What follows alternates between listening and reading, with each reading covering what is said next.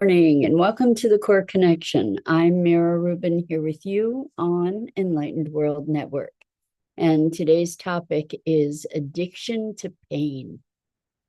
Some of us know we're alive because we're in pain, and that association can cultivate an addiction to pain and a tremendous discomfort when we find our way moving out of it. So interesting dynamic, and we will explore that today. But before we get started, let's take a minute or two to get present. Let's take a deep breath in through your nose and hold it. And imagine clean, crisp oxygen flooding your lungs, flowing into your bloodstream, nourishing all your cells, your organs, bringing vital life energy to your body and being. And as you exhale any tension, stress, negativity, fatigue. And now let's take another deep breath in through your nose and hold it.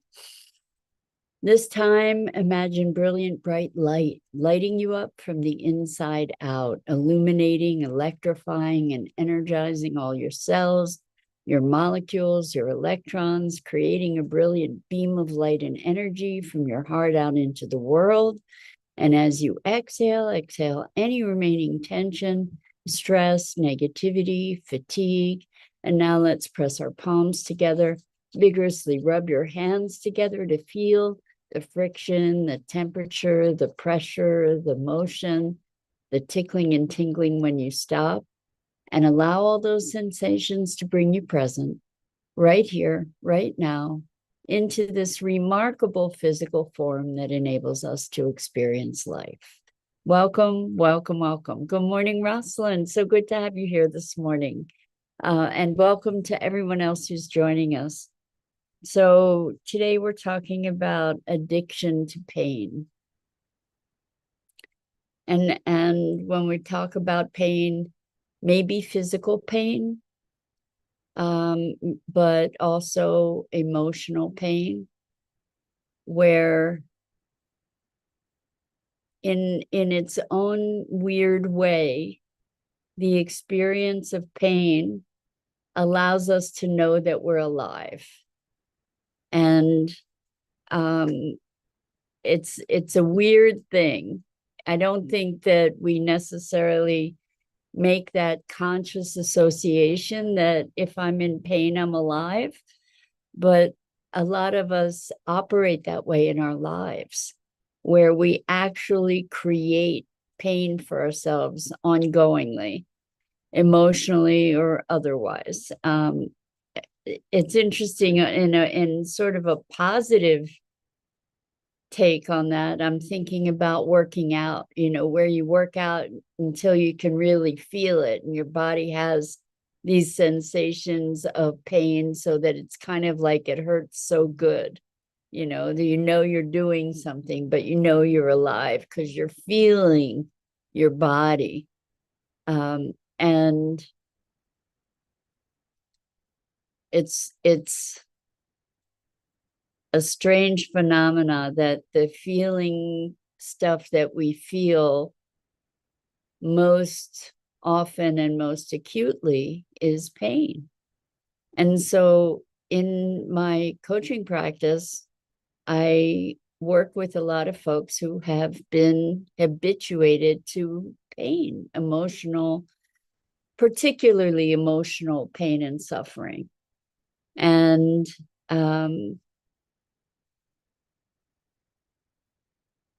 that what I've noticed is that oftentimes as we start moving out of those patterns of pain, that people experience extreme discomfort, extreme unfamiliarity, which is very daunting. The sense of something new and unfamiliar gives us pause as to how to navigate that terrain. And it's more comfortable to go back to the pattern of pain. And I've seen it so many times, and maybe through these examples, we might be able to better see it in ourselves so that maybe we can make different choices. But for example, I'll talk to somebody and say, well, how are you doing? And they're like, great, great. But yesterday, I was in a terrible way. And what happens is they move from being great in this moment to going back to re-experiencing the negativity or the challenges of yesterday.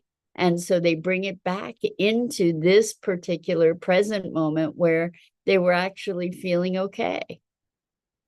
And I've seen it over and over and over. And I have questioned, like, what is up with this? Why do we do this? And it's because there is such, or one of the reasons that I'm able to discern is that it's because there is a strange comfort to the familiar. And so this we know how to experience or how to navigate or how to survive these states of pain. But when we're feeling good or when we're moving out of that, there is this sense of the unknown that is in its own way intimidating and sometimes frightening. And I guess I could have called this morning's conversation "At What Cost Comfort?" One of my clients just coined a phrase that I find absolutely remarkable and true. And it is, this person would refer to their favorite miserable. And I think that we can notice that so many of us have a favorite miserable. So when things start going really good, or life is what, sometimes when we're really enjoying life, we will do something that creates what would look like self-sabotage. We'll do something that will throw us into drama, some kind of tailspin, some kind of emergency, or some sort of thing that'll put us back into a situation where we're deeply challenged. It's interesting. It's very, very interesting how pain can also be very sobering. So the topic for today actually came out of the fact that I cracked some ribs when I was burying my dear friend Cat Jewel, who had been with me 18 and a half years. When I was burying her, I twisted my ankle and fell, and my knee went into my chest, into my ribs on my left side, and cracked some ribs pretty intensely. So this was on the 27th of March, and still experiencing pretty intense pain, and on a moment-to-moment basis, really. So Rosalind says, Jewel. Yes, she was a jewel. She was such a remarkable being. And actually, grief is a really interesting example of pain and sort of our addiction. I know that in grieving, sometimes people feel guilty if they're not grieving. That if they allow the grief to move through and potentially pass, that in some way that's a loss of allegiance to the being that is being grieved. And I don't believe that those beings want us to suffer. You know, that the way that we remember important people or pets or beings in our lives is often through the pain of the loss of them. And what if we could instead remember them with joy and love and freedom? But so often we hold to the grief, we hold to the pain. And anyway, I was questioning what's up with me with this pain, you know, to be perpetuating sort of physical kinds of injuries. Because Christmas time, on Christmas actually, I broke my wrist and then was healing from that for a while, and now the ribs. And Dido says, Jewel, big heart. Dido had the pleasure of meeting Jewel. Hi, Dido. So good to have you here with us this morning. And we got to travel together, Dido and Jewel and I, and it was awesome. And so like that memory for me is filled with just delight and joy. And at the same time, there's the pain and the grief.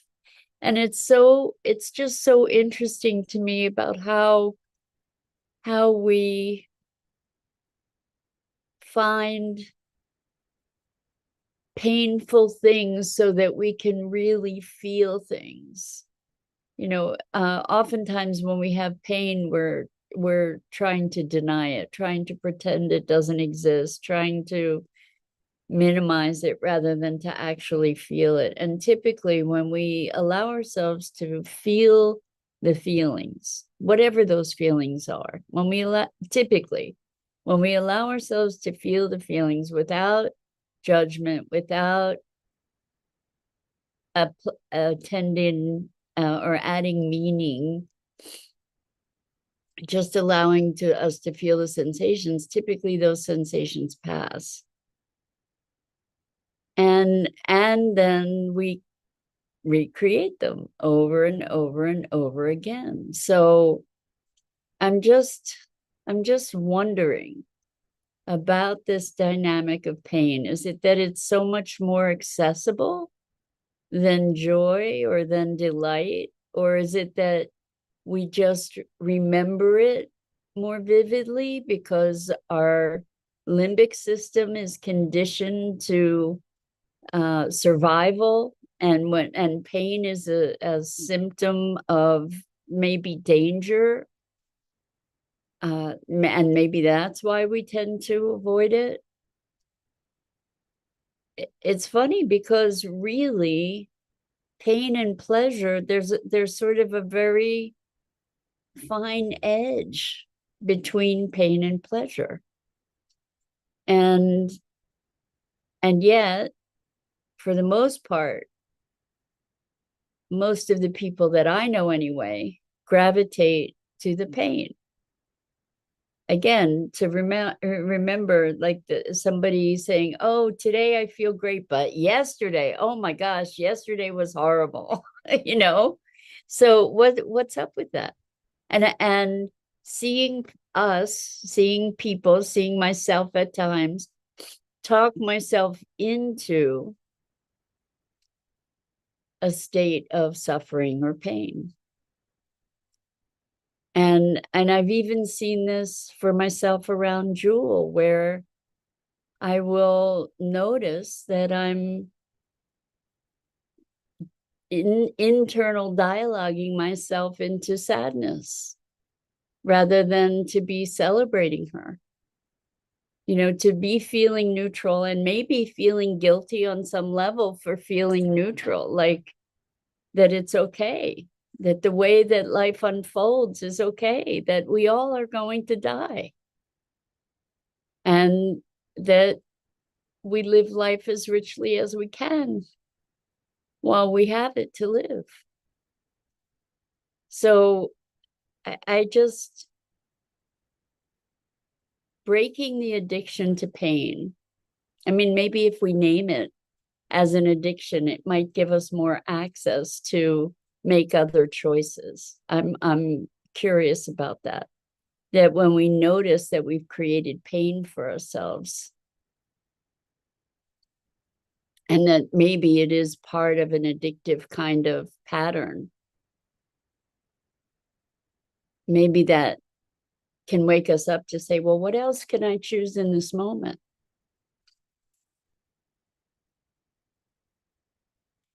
I'm thinking right now about my ribs and noticing that when I name it as pain, it hurts more. When I can just allow myself to feel the sensations, it's sensations. And it's different. It's different. So the qualitative experience of it is different. So I wonder what your experience is of pain and pleasure. You know, I'm thinking of tickling, because tickling can be fun until it isn't, right? It's sort of pleasure and pain all kind of tied up together, being tickled, right? Um,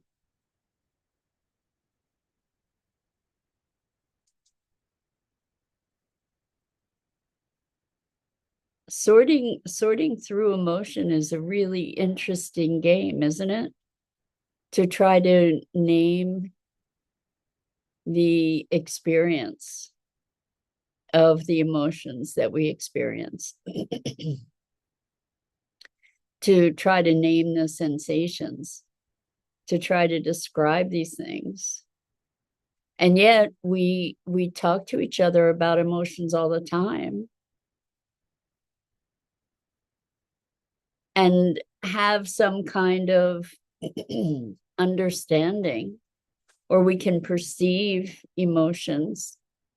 We can perceive emotions in animals, and people say, well, we're anthropomorphizing. Well, I don't, I think the notion of anthropomorphizing is the underlying assumption is that only humans have a sentient, cognitive, emotional experience. Of course, we can recognize emotion in other beings.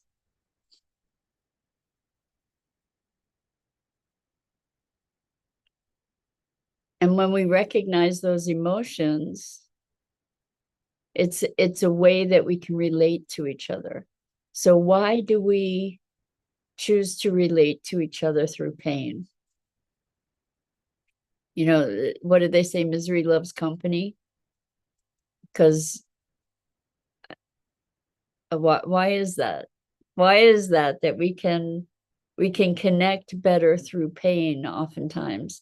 And then there's also the point that that's not always true, that we can't be with somebody else in their pain, that it's threatening, it's frightening, it's we want to push it away, we want to deny it, we want to turn our head to it because we can relate to it so deeply, and it presences us potentially to our own pain.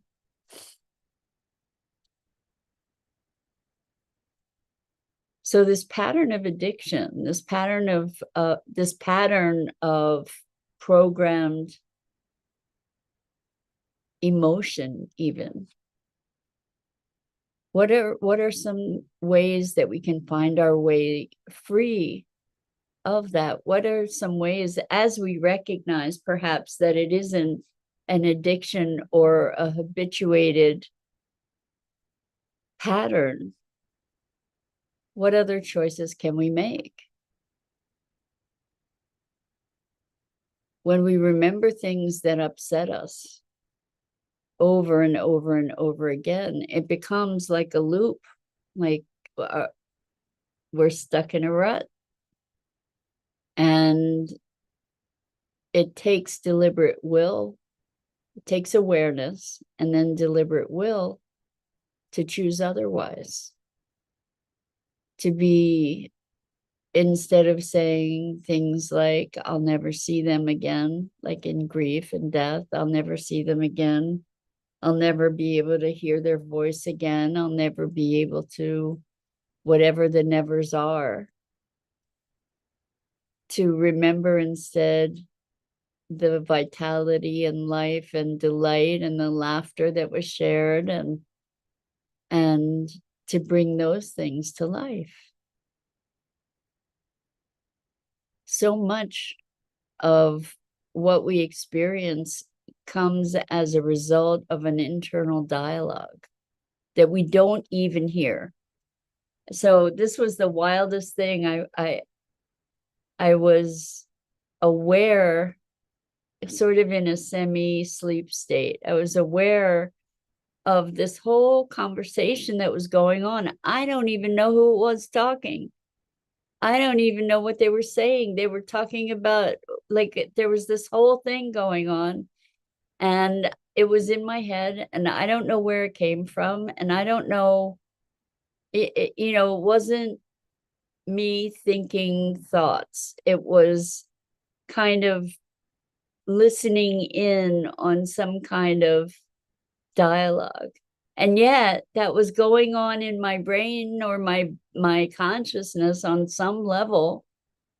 I don't know where it came from. It wasn't something that I had any conscious input into. It was bizarre. It was kind of like eavesdropping on a conversation. It was strange. But I think that I'm guessing that I'm not alone in all these different channels. It's kind of like there were all these different channels playing in my head at the same time. And I hadn't even known that I tuned in. I'm wondering, does that make me crazy? It might. It might make me crazy. But I wonder if you've experienced anything like that, where these things just go through your head and it's like, whoa, where did that come from? What was that? Oftentimes we know, but sometimes, just sort of being able to tune into these things, it's like, what? Where was that from? So I'm wondering if those kinds of things are part of this predilection for so many of us to tune into the pain channel that isn't necessarily driven consciously by us. So Rosalind says, what other choices can we make when internal dialogue or chatter is going in a hamster wheel? Well, that's a really, really good way to characterize it, Rosalind, a hamster wheel for sure. And I think the thing to do is to stop the hamster wheel, to jump off the hamster wheel and duck and roll, to just get off the darn hamster wheel, somehow stop it and do something else. The thing that is the most challenging in that whole scenario is noticing that we're on the hamster wheel to begin with, right? With the hamster wheel of pain and suffering, that it's just a habit. And when we recognize that, when we can give it to ourselves that this is just a habit, it's not the truth of the universe. Like friends of mine also recently lost a very, very dear pet, and they are devastated. And the things they keep telling themselves are that they're never going to see him again, and that they're never going to hear his little voice, and they're never going to be able to interact with him again, and that unfortunately his last couple hours were very filled with pain and suffering. And so they're replaying that again and again and again and again. And what has to happen is they need to consciously choose to focus on other things, to notice that this is a habit, to notice that it's an addiction, it's a compulsion, to keep revisiting that over and over and over, and they're entrenching it more and more deeply. It takes will. It takes the grace to recognize that we're in that loop. And then it takes the will to overcome it. So first we need to recognize it. And when we recognize it, to switch it.